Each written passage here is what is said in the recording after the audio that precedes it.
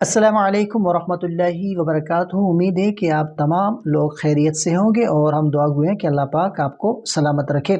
آج ہم بات کریں گے کہ غسل کی احتیاطوں کے بارے میں، کیونکہ غسل کے دوران کچھ چھوٹی چھوٹی باتوں کا خیال رکھنا ضروری ہے تاکہ ہمارا غسل مکمل اور صحیح طریقے سے ہو جائے۔ آئیں ہم سیکھتے ہیں کہ غسل کے صحیح طریقے اور جو ہے وہ غسل کی احتیاطوں کے بارے میں۔ اس سے پہلے آپ لوگوں نے ابھی تک میرے چینل علامہ عابد علی اشرفی کو سبسکرائب نہیں کیا تو سبسکرائب کر لیجئے۔ اور سب سے پہلے کہ نیت کا خیال رکھنا، نیت کرنا۔ غسل کرنے سے پہلے نیت کریں کہ آپ اللہ کی رضا کے لیے اور اپنی طہارت کے لیے غسل کر رہے ہیں۔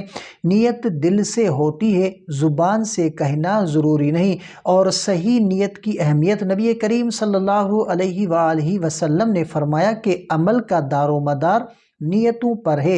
اور دوسرا کہ جسم کی صفائی پہلے کر لیں۔ غسل کرنے سے پہلے جسم کے نجس حصوں کو صاف کریں تاکہ کوئی نجاست غسل کے دوران باقی نہ رہ جائے۔ خاص طور پر پیشاب کی جگہ اور نجس حصوں کو اچھی طرح صاف کریں۔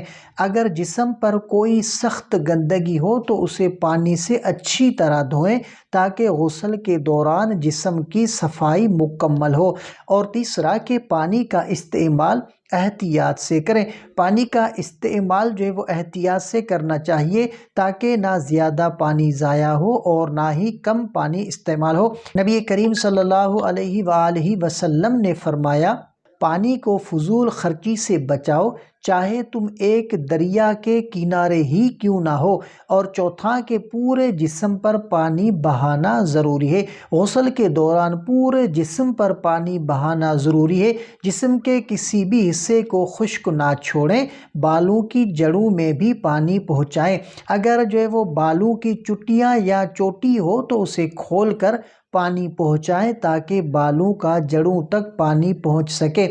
اور پانچواں کہ خوشبو یا کافور کا استعمال۔ غسل کے بعد خوشبو یا کافور کا استعمال کرنا مسنون ہے تاکہ جسم کی صفائی کا اثر اور زیادہ محسوس ہو۔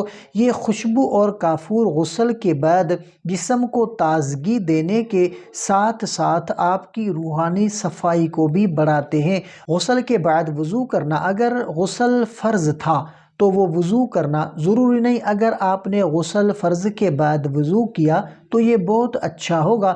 نبی کریم صلی اللہ علیہ وآلہ وسلم نے فرمایا کہ اگر کوئی انسان غسل کر لے اور پھر وضو کرے تو وہ زیادہ صاف اور پاکیزہ ہو جاتا ہے۔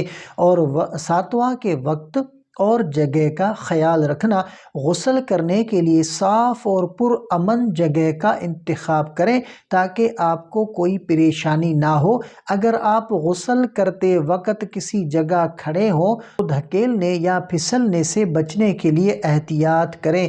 تو یہ وہ احتیاطیں ہیں جو آپ کو غسل کرتے وقت مد نظر رکھنی چاہیے۔ اگر آپ کو یہ ویڈیو پسند آئی ہو تو لائک کریں اور چینل کو سبسکرائب کریں تاکہ جو ہے وہ مزید مستند اسلامی معلومات آپ تک پہنچتی رہیں۔ السلام علیکم ورحمۃ اللہ وبرکاتہ۔